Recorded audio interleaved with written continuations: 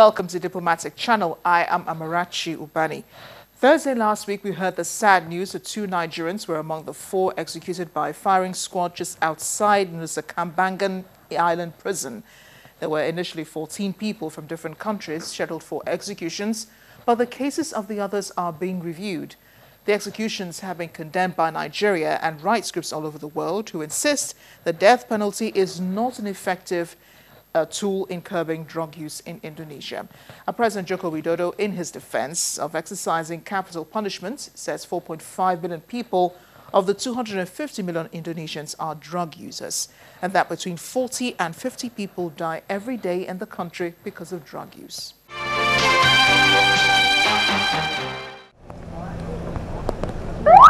This has been one day many dreaded. The day people considered guilty by Indonesian law of drug crimes would be executed. The executions on the Nusa Kambangan Island in central Java was done shortly after midnight. An initial 14 convicts was reduced to 4 early Friday morning, the fate of the other 10 unknown. The Indonesian government decided to carry out the executions despite calls to halt them. As of Thursday, Indian and Pakistani government officials said their representatives were making last-minute efforts to save their citizens. But even calls by the United Nations and the European Union had fallen on deaf ears. A spokesperson for the EU foreign policy chief also called on Indonesia to halt all executions. The Indonesian government urged the international community to respect its law. The execution is part of President Joko Widodo's promise to combat against drugs in the country. He has also promised to increase the number of executions this year and next. While citizens protest at Indonesian embassies in the countries affected, Indonesians staged protests in the southwestern town of Cilacap, Jakarta, against the executions. On the other hand, there are some Jakarta residents that agree with handing out the death penalty. Punishments for drug traffickers seems to be widely accepted by the Indonesian public. If someone is proven to be a drug trafficker and he ruined a generation of a nation, he deserves to get the death penalty, but it must depend on the case. A government official says the planned executions would go ahead in stages, but declined to give a time frame. The Nigerian government says it had been informed of the 5 Nigerians on death row in Indonesia before the executions took place. The senior special advisor to the President on Foreign Affairs and Diaspora Matters, Mrs. Abike Dabiri, says the government is working to prevent execution of the remaining 3. We were in Indonesian prison, one of the prisons, as far back as 2008, with a delegation led by the former Minister of Foreign Affairs, Ambassador Ojo Madueke. I was there from Parliament. There was a senator there. The DG NDLA was there, and a few other people. And we went everywhere, from the executive to the judiciary, all levels of government. But they said that their laws must be enforced. And they made it clear that penalty for drugs is death. However, you know, the former president had a moratorium on death penalty. They were not executed. But the current president, President Widodo, has said drugs is taking its toll on this country and that they will face the penalty. Nigeria has appealed, UN has appealed, EU has appealed, Amnesty International has appealed, but Indonesia says no.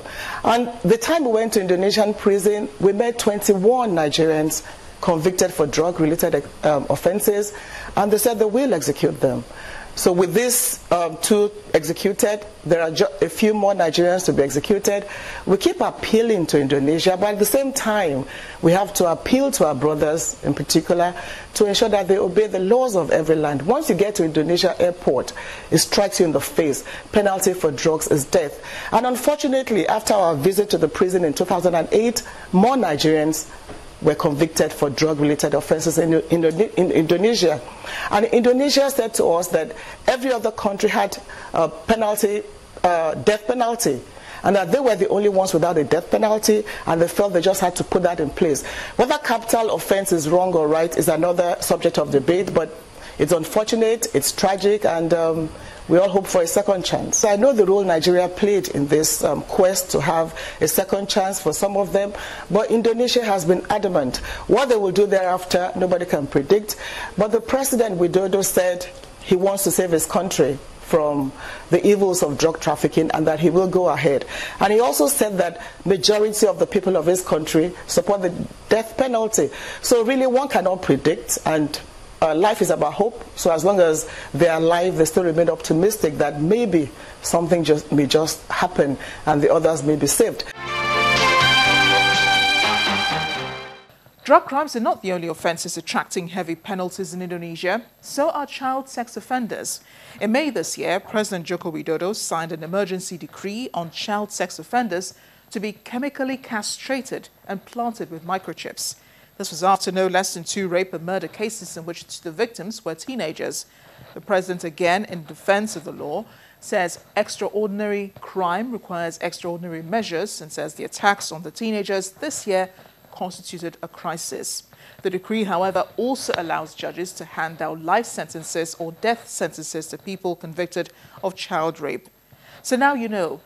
But let's make a quick check on other discussions in diplomatic circles and we'll be right back.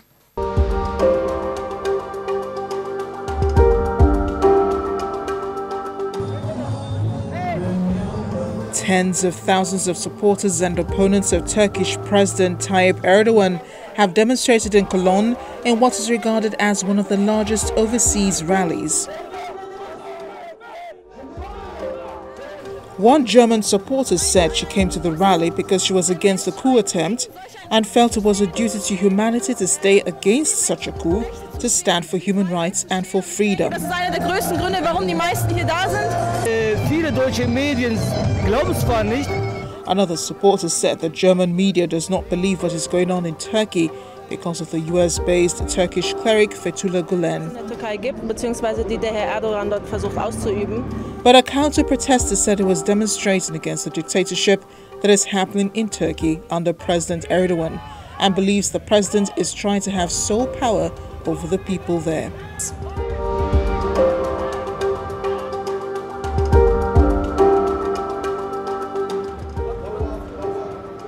To an update on the crisis in Syria, the United Nations Deputy Special Envoy for Syria, EZZELDIN, says the Syrian government has indicated willingness to proceed with peace talks when they're held again. Mr. RAMZY's comments were made over the weekend. The UN is hoping the talks will resume in August. I informed the minister and his deputy of the intention of the Special Envoy de Mistura to reconvene the intra-Syrian talks towards the end of August. These talks, as you know, are held on the basis of Security Council Resolution 2254.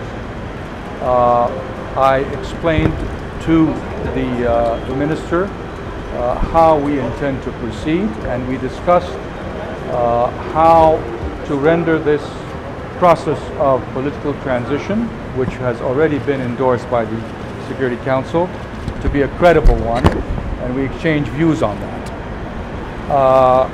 Lastly, the minister confirmed the intention of the Syrian government to participate in these talks once they are held.